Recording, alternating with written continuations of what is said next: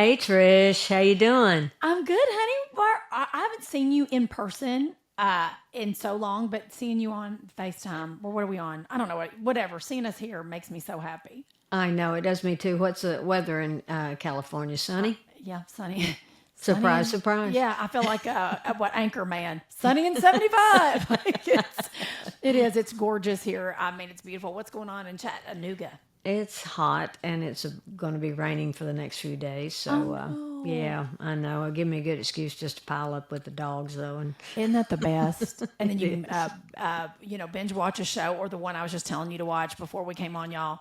Well, welcome to What I Know So Far. Y'all know how Yes. we get going. Karen and I come in like a barrel of monkeys, honey, just hot tomatoes.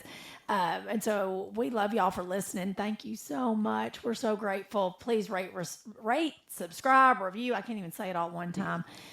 It means the world to us because we get more fun guests that way, and the world gets more exciting. But Yes. before we came on, I said to Kay, I just finished Ted Lasso for the second time, all 3 seasons, y'all. If you haven't done it, do yourself a favor. Lord, that's a phenomenal show. When you watch it again, you realize all the Easter eggs in it of what it set up for the end. So I'm praying for that season 4. Yes. Can't wait. But I told Karen after that we watched the Steve Martin documentary on Apple. If you haven't watched it, please. It says I think it's called My Life in Two Pieces or something like. But Steve Martin, and just one of my heroes. And he's so brilliant that it was just one of those things you want to curl up in the rain and like get a notebook almost. Like you almost want to watch it and take notes and pause it because that's how, as comedians, that's how good it is. Yeah, especially as a comedian. Yeah. He's He's the just one that said, you know why I got out of comedy? no. What he Late, said? What he yeah, said? Late Show Friday. And he's not wrong. No, if you're not a comic, you don't get that. But Let me believe tell you, me, I am, by the time this airs, this will already have happened, but I am working down in Pachanga, which is down Southern California, right? Temecula area. And I'm working during the week and then I'm done. I'm working weekday. I'm not working weekend. And then I was like, oh, who's there on the weekend? Guess who's there on the weekend, y'all? who? Seinfeld. I'm gonna be like, listen, but this is why I'm telling you this. He does a 6:30 and a 9:30.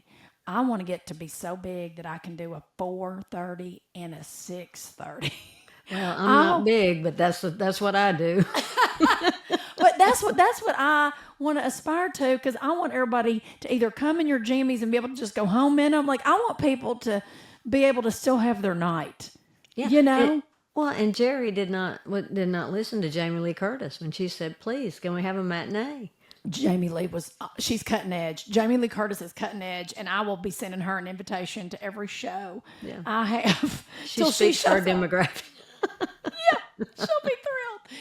So that's what we were talking about. Karen goes, "What do you want to talk about today?" And I said, what if we talked about expectations?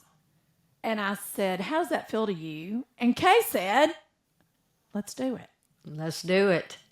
Because expectations are something crazy. Not only the ones we have on ourselves, Yes. but the ones we put on others because of the ones we have on ourselves. Well, and the ones I have on me have been put on me since I was a child. A Yeah. lot have, and then you finally lose that as you age. That's one of the good things about aging. And it's so important to learn not to have expectations of others because it leads to so much disappointment. And let people find their own way and be who they are, and don't put them in a cage where they've got to be who you want them to be. That's just a bad formula. I could not agree with that more. And I think I'm with you. I think, you get the expectations put on you and then you believe the story you're told from a young age, little age. Little age, just Little from that age. little age. Just that little age. 'Cause I'm the oldest and I'm the first. So I'm the unicorn in our family. They all say I'm the golden child because I'm the first grandchild. I'm the first niece, to everybody. I'm the first.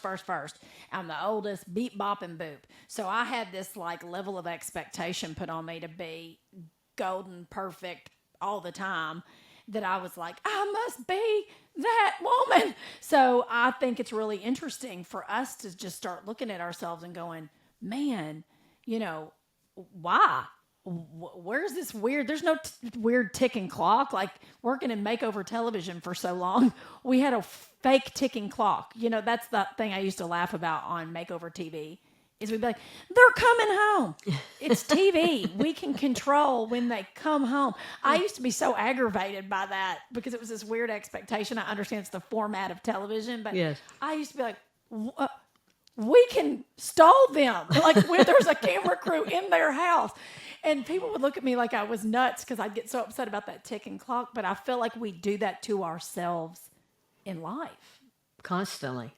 Constantly. That's why I'm just saying that about the rain. It's supposed to rain, I can curl up with the dogs. I don't feel like I could curl up with the dogs if it didn't rain because I have so many expectations of what I need to get done during the day.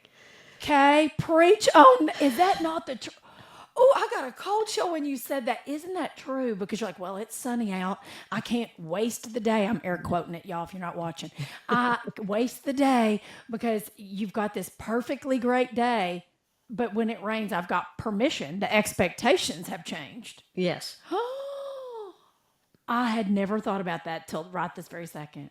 It's so true. I mean, I do that. I mean, the weather does so much to dictate what expectations I put on myself. Well, let's be honest with this. If y'all don't know, you're new.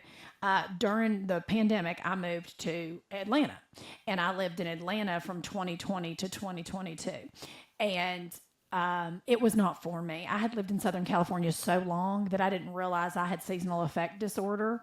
And when I chose to move to Atlanta, obviously it was a global pandemic, but also, asterisk scroll down, it was one of the rainiest years on record for Georgia. And your girl don't do well with weather.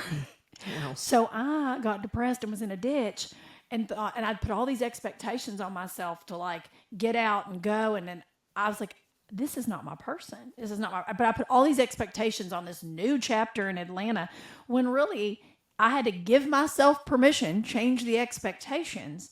And I looked at my husband and I said, I've got to go back to California for my mental health.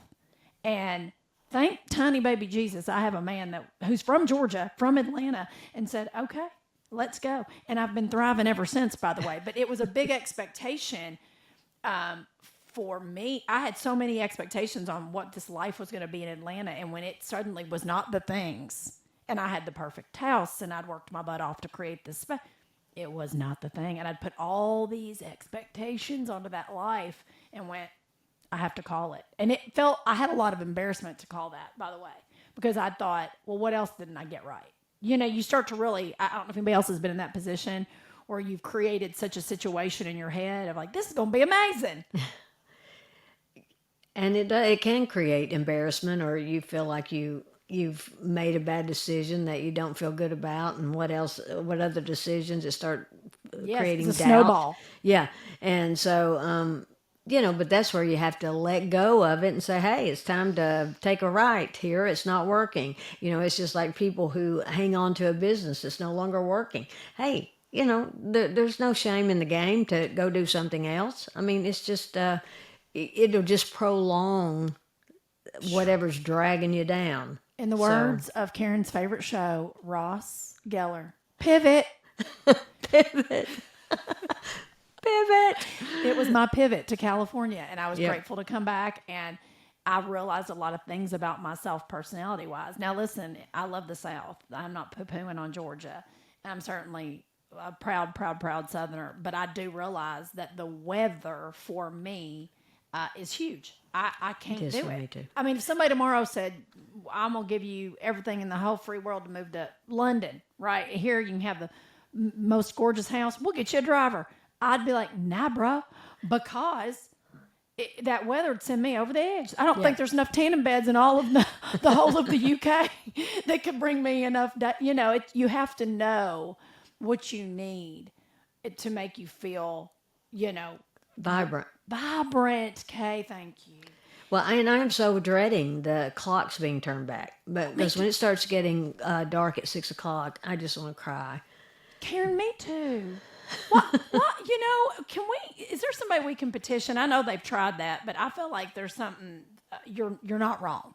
Because I feel the same way. Jason and I were just talking about it. We were talking about going to walk the dogs on a night walk tonight evening walk, and we go, oh gosh, the sun's going to start setting at 6:30, and it sets obviously sooner here on the West Coast because this is the last trip. It's ending. It's ending in the sky here.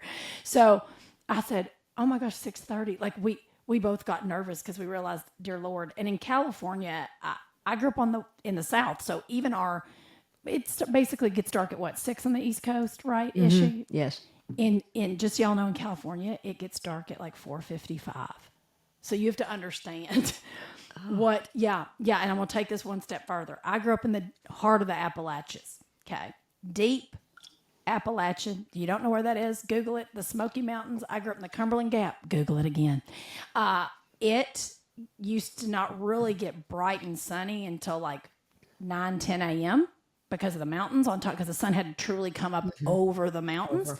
And then it would get dark around 4:30, or just get grayer, I should say. Wouldn't get blackout, but darker around 4:35 because it went behind the mountains. And so I very much get stressed about just what you said, Kay. Not only daylight savings, but like any dark cold. Oh, yes. Freaks me out. With the dark and the cold?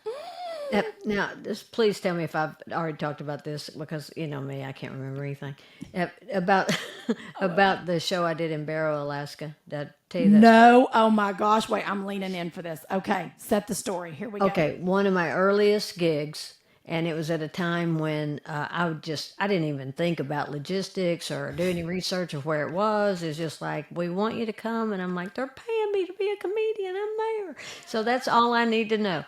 And so little did I know, this was Barrow, Alaska in February. Yes. How much Barrow- daylight? Well, Barrow, Alaska is not accessible by land, first of all. I was flown in on a small plane that was also carrying the mail. So and also I was told that this was an event for the city employees who needed a morale boost. Okay, that's what I've been told. Okay, so I'm going in. Well, little did I know that Barrow stays dark 65 days straight. Stop. 24 hours a day, 65 days straight. For 5 months out of the year, the average high temperature is below zero. Yeah. And they wanted me to make that better.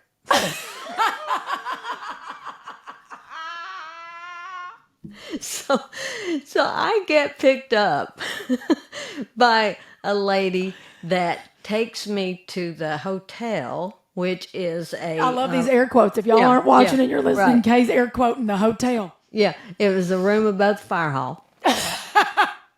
And on the way to the hotel, I asked the lady driving, I said, will you stop and let me get a picture in front of the iceberg? And she said, that's not an iceberg. So that's the ocean. The ocean had frozen. A 30-foot wave was frozen in place. Yes. And she said it would thaw out in July and freeze back by October. And they wanted me to make that better. Everything I said, the worst show of my career. I mean, I talk about losing a car in the parking lot. Well, they didn't have, other than emergency vehicles, they didn't have but a few cars because they had to pay an ice road trucker $5,000 to bring one in. So they only had probably a dozen cars other than emergency vehicles, and they could keep up with them. They knew where they were all at. Yeah. I don't even know. Barrow, Alaska, first of all, they should be paid to live there, first of all. Absolutely. Hefty salaries. Yeah, you can see Russia from Barrow, Alaska. Stop. Yeah. Hey, could you imagine? So let's talk about this, getting back to expectation. Your expectation going into that show was nifty. I'm going to get to see Alaska. Yeah, I'm thinking I'm going to get paid. I think at the time it was like $1,000. And Oh, that was big money like back big then. money. And I'm like, I'm going to get paid $1,000 and get to go to Alaska. And, you know, alcoholism, depression, suicide rate very high Yes. in Barrow. And by the way, completely substantiated. I would say if any place on planet Earth has a malady, they deserve to have all the afflictions in that state. Yeah, because I wasn't there 24 hours and I was barely hanging on. I'm sorry, Barrow, Alaska. We send you so much love and light. We are not being hateful, but we are completely empathetic to the plight. So for 5 months, is it for 5 months? It's dark. No, 5 months, the average high temperature is below zero. And for 65 days straight, it's just darkness. So y'all, that's a little over 2 months of complete darkness. I would be in a ditch in the fetal position. How long were you there, Karen? Oh, 24 hours. That was it. Literally just 24 hours. And I was so nervous about being able to get out because there was blizzards and I'm thought, oh my gosh, I can't get stuck here. I mean, I was just. Did you connect through Russia? I mean, what's the flight? I have never taken a job that I didn't look and see where it was, how hard it was From to that get moment to. on. Yes, and the temperatures. Karen and I will only be playing like Marrakesh, the South America. Yes. Is there's warm, gorgeous weather. That's where you'll find Karen and I. That is, how do I not? I'm so thrilled you just told that story. How have I? We've been friends this long, and I have never heard the Barrow, Alaska story. It's true, but now let me just qualify that Alaska. Now I did a cruise in Alaska one time. One of the most magnificent things I've ever done because I got to go on a whale watch. Oh, beautiful. Yeah. So and it was National Geographic stuff because the whales were feeding. It was during the herring run, and they were feeding. And they're jumping. Oh my gosh. We went out and there was a pod of whales, about 16, 17 of them. And every few minutes you'd see the spray go up from the blowhole and then they would breach the surface and peel off like a giant jump ball. And, and then just the second pod of whales showed up and they started trumpeting back and forth. And the tour guide said that they were declaring territory. Said, it's like Whale Side Story. You can tell these are the things that bring us great joy because I love. Don't give me a pun, honey. I love it. I love a pun. I'll have to lick a sense over a pun. Bring them on. Hence why I probably love Ted Lasso so much, and my husband because he's the king of a dad joke. Let me say too, because the other flip side, because we aren't dogging Alaska, but darkness we're not a fan of. They also have the opposite in some locations, right? That it's light like 24 hours, isn't it? And there's some areas that I remember watching. What was that Darlin movie with Sandra Bullock and Ryan Reynolds, where she fake makes him be engaged to her. Betty White steals the show. The proposal. Yeah, but the movie White Nights. That's an old movie. Is that on Baryshnikov? Yes. So I think that here I'm showing how stupid I am, but I think there is a period where it's dark, total darkness for so many days, and then totally light. Yeah, okay, because they're up there, meeting the Lord at the top of the world. That's right. This is where he's like, I'm off. That's when God's on hiatus. He's like, I can't be bothered with the sun this month, or you can't be bothered with the moon that month. Wow. To me, that's fascinating. And I would do an Alaskan cruise. It's beautiful. And bald eagles everywhere. And sea lions. Of course, when we're going out to the whale watch, I see a baby sea lion trying to get on a buoy. And I'm like, hey, we got to help this sea lion. There she is. That's our girl. She's like, could we stop this cruise ship? Yeah. This little angel baby who's prehistorically built to live in the sea is completely going to need me. It's okay, Kate. Yeah, I'm diving into this icy waters. It's our expectations that you and I can save every animal, which, by the way, in my heart, I want to. So hopefully we will, save as many as we can. That's why I love you so much, Karen. You understand, like I understand, that there's an expectation that we were here to help the little creatures, and I feel like that was like in my heart from birth. So I do too. Me too. You do. I know we're soul sisters in that way for sure. We were, honestly, Karen and I. You don't even have to just tell me, and I'm booking a ticket and I'm coming to save them all. Poor Jace Fincher. Thank God for social media sharing all these animals that are in places that are, don't maybe have as many people coming to look for animals at shelters as other places. And there was a sweet 2-year-old purebred lab. at a shelter the other day in a not desirable area out in California, and I said, "We've got to go get this baby." And Jace is like, "We have almost 200 pounds of dog." He's like, "Can you please just reshare it and help somebody who would love a gorgeous purebred?" I was like, "We have to go save him." And Jace was like, he had to literally grab me by the shoulders, Kay. And I called the shelter. Somebody already got him, so don't listen. We love a happy ending. That where we I've don't been in a have to- ditch. yeah. Yes. Because I was like, "We've got to go." He's like, "What are we going to do with a third baby? We don't need," because he was like 80 pounds. Darling. And I'll have a sense over a lab. He's like, "That's so much more dog hair." I'm like, "I don't care." It's my expectations. I will be that crazy dog mom forever, and I'm cool with it. Yeah, I'm cool with it too. Cool with it. Now, I looked up some things about ways to manage expectations, and I feel like you and I should go over them to see if we feel like these are realistic. Okay, let's do it. Okay. Set reasonable expectations. Having unrealistic expectations can make goals seem out of reach and lead to feelings of being overwhelmed. Well, that sounds good on paper, Bob. Yeah. What I am trying to do that kind of falls into that, let me reword that. I'm not trying to do it. I'm thinking about trying to do it. Okay. That's half different. the battle. Yeah. Yeah. So, but is to take a small task, set an alarm, work on something for 30 minutes, and then because I get overwhelmed with all the things, and so if I could make little chips at things, eventually that adds up. I can do that with cleaning and purging. I can take one drawer at a time. I can do it in that respect. But somehow with writing and comedy and creating content, I don't do as well. So I'm working on that.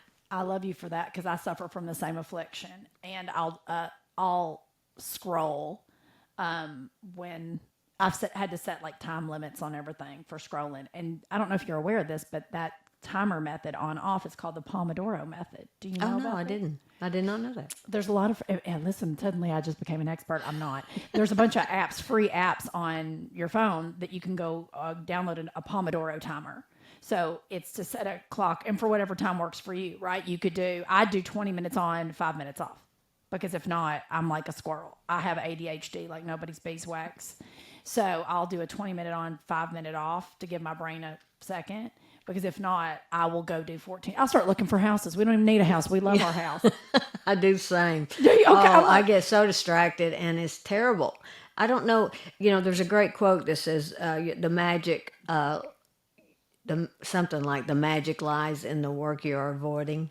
Oh, oh, that's so good. It is, and it is so good, and it's just. Oh, it just hits home too close. And I've been doing, I'll say too, because my expectations too of creating, same thing. Okay, I have all these expectations of I have to get a new hour out, and I have to create a new hour of comedy, and then I have 14 other things that I'm doing on the side. I start putting all this unnecessary pressure, which is my expectation of what I should have accomplished, instead of really, what people don't realize, you could have a joke you've been doing for years, and then suddenly you're able to turn that joke, and it's like twisting a Rubik's Cube. And you suddenly have got the better tag, or it's finally evolved to where it's like, that's why I've been doing it this is why I've hung on to this darn thing like an old t-shirt. There's something there, and I'm starting to give myself a little more grace for my unfinished works in my book, because I'm not a joke writer. Karen will attest that. I'm a storyteller. And so I'll start writing down stories and remembering stories the way I want to tell them. And sometimes it just kind of goes and there's no real end because I'm trying to really button up the story. And 90% of mine, I would say 95% of my stories are all true. There's very rarely some, of course, I'm a comic, we embellish, but I'll get into something and I'm like, huh. And then I get mad at myself and think, oh, no one needs to hear that. And then I'll kind of throw it away and do it at a show as just let's see. And people start crying. And I'm like, why did I pull that out of the bag? And then, right. and then you get the affirmation that it actually does work. And then you tell yourself, I've got to go work on that more, which also means getting in front of people, not just me writing in downtime. So we've got this weird, I feel like expectation I do.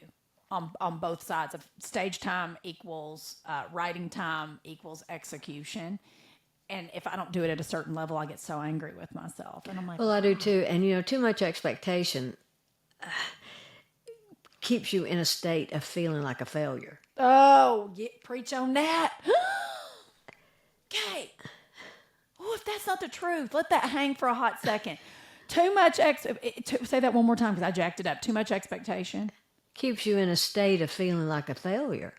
And that's all the way around. That's relationships. That's your weight. That's fitness. That's your nutrition. I mean, last night I went and ate.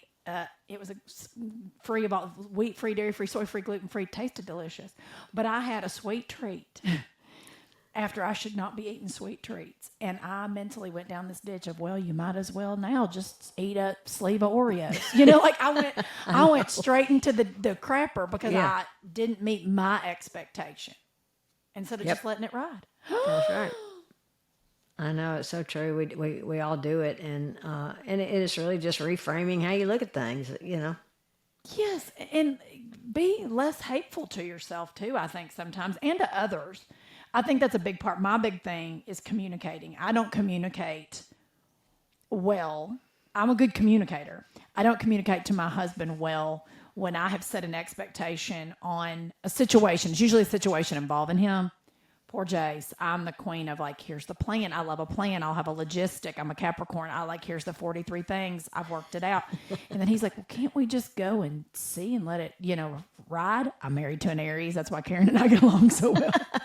I am. And I'm like, yeah, let's let this evolve. Oh, okay. For example, y'all, we're going to Europe in November. And I said, oh, we're going to Amsterdam for a couple days. And I said, I really want to go to the Van Gogh Museum. After watching Ted Lasso, and there's an episode, they go to Amsterdam. I said, let's go to the Van Gogh Museum. I said, I'm going to go ahead and make us reservations. And he goes, now? And I said, well, it sells out. We're not going to get up that morning. And he goes, why not? And I thought, we are there for 48 hours. You want me to leave it to chance? But that's my expectation of this trip, where his is, let's let it unfold. Well, and you're wanting to make sure that you get to do something that you'd like to do too. I mean, thank you. So I understand that. I mean, I would go as far as to schedule something if it meant a lot to me. Okay, but I can fly by the seat of my pants a lot of times. But if I really want something, then I'm going to make sure I get to do it. Okay, you've got to teach me to fly by the seat of my pants. I do on stage. I do enjoy improv and in the moment, and I love when something happens in the room. I do enjoy that, but I have to have a plan, or I'd think the audience would be like, this woman's had a stroke. I have a plan. My show, I have a set. But when it comes to life, I have to let go of that plan. And that's also expectations of just letting things ride. And I don't know if y'all have these same issues, please message us. We want to know how you deal with it. Well, I need to know because I don't have it like Kay. Kay's got a little more understanding. Well, you're type A personality. I am. Yeah. So you everything's got to be perfect and put away and structured and all that. Not perfect, just structure. You're right. Right, structured. No, where I'm a type S personality. What's type S? Yeah, I look around at what needs to be done and go, screw it. I'm going to wing this. Wing it. Yeah. Wing it. No, I don't have that. You're right. Even everything's planned. Yeah, you're not caught up in perfection, but you are structured. Yeah. Yeah, I'm certainly not a perfection. And I'm tougher on me than anybody else. That doesn't transfer to others. My expectation of others is that you just care. That you have a level of care. I was at the grocery store 2 days ago, and I grew up working hard with a hard work ethic. That's just where I'm at. And I have to let go now that this generation, the Gen Zers, don't have, for the most part, and I know I'm generalizing, but don't have this proactive, if you will, common sense. I'm at the grocery store, and I said, don't worry, I'll bag it. I bring my own bags. And I'm watching this girl talk to the cashier, not listening to me. And I said, honey, I'm going to bag it. And she throws my avocados and my tomatoes underneath olive oil and cans of beans. And I came unglued, y'all. And I know that's my expectation, but she ain't paying for my groceries. And if y'all bought an avocado lately, it's like buying diamonds. Uh-huh. So I was like, hey, what is wrong with you? And she looked at me, and I actually said, what was wrong with you? Normally I'd go, talk to me about your plan. Like normally I'd back into that with a little more love. But I was so agitated that I picked up these tomatoes and picked up these avocados, and I was like, Trish. Like I mentally had to walk it back because I realized I came at her hot at 90 miles an hour. And sometimes you've just got to say to somebody, what were you thinking? But I realized it was my expectation, and I begged her to let me bag. But she was kind enough to go get me new tomatoes, which I said, I'll go get, because why? You want to pick them out. I want to pick them out. Yeah. Yeah. But, that comes down to, how long do you have to train not to know to put the... Okay, thank you, Kay. I thought that was me overly expectating. No, that doesn't have anything to do with that. The expectation that you don't ruin my produce is not an unreasonable expectation. Okay. Thank you. I'm overanalyzing my expectations lately, y'all, because I knew we were doing this episode, and I thought, man, am I just such high standards? Everybody lets me down, but I felt like that was a fairly normal one. So thank you for co-signing that. I mean, there's nothing wrong with it, expecting common sense and, Beans before tomatoes? I mean, cans of beans? Thank you, Kay. That makes me feel better. I was like, man, something's nuts. Okay, I'm going on this list real quick so we can say yes or no. It says to manage perceptions. Make sure everyone's perception of a project is similar or the same. Well, I tried that with the beans, but here we are. Set clear goals. Setting clear goals and expectations can help create a supportive environment where a team can thrive. Okay. That sounds good on paper. Yeah.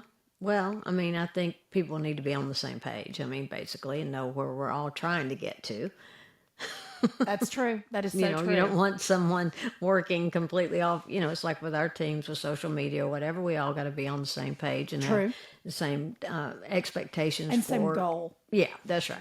And know your tone. That's true. Yeah. Communicating regularly, communicating frequently, and honestly with everyone involved can help ensure that your plans are up to date. Communication's everything. Mm-hmm. It is. No matter what. And then this last one down here says, document. Expectation management is an ongoing process that should be documented. What does that look like? Dear diary, everybody let me down today.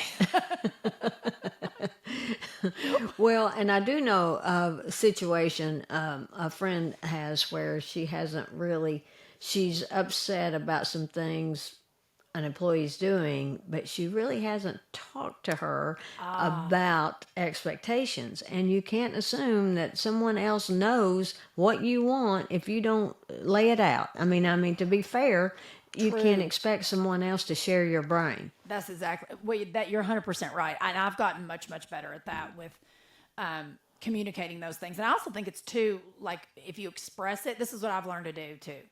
I express it, sometimes maybe not in the best way, because I just will get sharp-tongued in the sense of, I'm like, how come you didn't just understand that? And a lot of people, they don't have my brain. They don't think in a logistic way. And somebody goes, oh, my Lord, no, that makes sense. I just wouldn't have thought of it that way.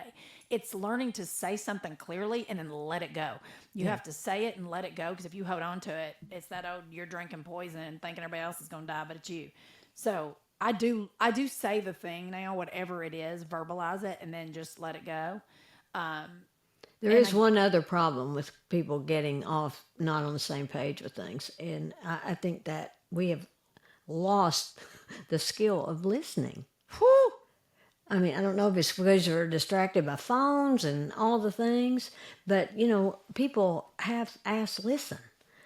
That's so true. And everything, by the way, even comedy.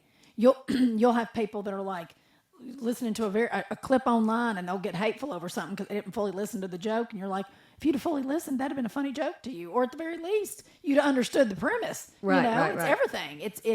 It really is listening and learning to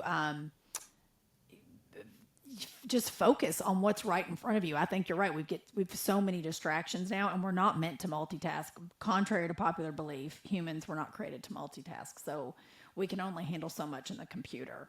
Yeah, you can do a lot of things halfway. Preach on that. And I have. And I've done it. I was about to say, and I am a professional at it. Yeah. And you're like, why is everything halfway done? This is garbage. I also think, too, if you and it's not about not loving what you have. I think if you appreciate what you have in certain situations, expectations, if you're like, this is what's going on here, I'm grateful that I have great people around me, or I'm grateful for, it's something as simple as I'm grateful that I have a car that works and runs, and, I have a house that I can sleep in at night, and food in my cabinets. Like those little things help, I feel like, kind of tweak the expectation on certain things. Excuse me, y'all. But it's that tweaking of your gratitude. I feel like for me is what helps my expectations in a lot of situations where I go, gosh, I'm not where I want to be, but man, I wasn't where I was a year ago. Well, and also gratitude takes you out of the future and keeps you in the present of what you have now, rather than what I don't have. I'm still trying to get there, and why hasn't this happened yet? And You're dropping all these truth bombs today, y'all. I'm saying. Oh, I know. I'm just Wealth of knowledge. I'm here so for much it. wisdom from this old gal. So, what do you know so far about expectations in your life? Well, I think that to limit them, I think I have to limit my expectations, keep them. I like the short victories. I think that's more productive. I don't always do it. It's a practice that I constantly, battle. I do. It's just like, for me, I'm so lame. I mean, it's like meditating. I'll meditate, and then when nothing happens, I'm like, that doesn't work. It's a practice, and you have to give yourself credit for showing up and doing the best you can, and take that expectation off of you that you haven't done enough. That's so true. Okay, that's so true. Oh, I didn't even think about that. It's about managing the expectation and time and grace. Give yourself time and grace, because you also then give other people time and grace. Woo! Yes, and the better you manage your own expectations, I think the softer you are with other people about what they've been able to achieve, and to encourage them more. But when you're hard on yourself and think you should have done more, then you'll look at somebody else and think you should have done more. Oh, that's a losing cycle right there. Yeah, it is. Oh my Lord. Yeah, it is. Yeah, it is. Well, if we didn't just button that episode right on up with a yeah, it is, we're giving you new country words while we're here too. That's it. Yins is better. Get better with that. It's true, and so our expectations. Y'all listen and share this episode with somebody that needs to talk about their expectations in life. What a great way to start my week. I mean, I know it's not the beginning of my week, but to just get to have this conversation with you, you're the best. Oh, no, Trish. You always meet my expectations. Oh, you're so sweet. You're the best. Y'all, thank you for listening to another fabulous episode of What I Know So Far. And yes, I went ahead and prophesied that it was a fabulous episode. So. Yeah. No expectations there. No expectations, none at all. So go ahead and rate, subscribe, review, wherever you listen to podcasts. Give it a share if you have somebody you think would like Yeah, to. and we expect it. We expect you to share it. Good Gertie. And leave us a message or DM us on how you handle expectations, because goodness knows. We are on What I Know So Far Pod if you're on, if you follow us on Facebook or Instagram, or you can follow us on our own socials, which I'm at Trish Sur, TrishSUHR, on all platforms. Karen Mills, where can they find you? Karen Mills Comedy everywhere except Facebook, and that's Karen Mills Comedian. See that? And just reach out. We love hearing from you. We love talking to you. We love being here with you. Let us know who you want us to have on, because we have some fun guests coming up super soon, which is great. And we hope you have the very best day ever. Thank you so much for listening. Love y'all. Bye. Bye.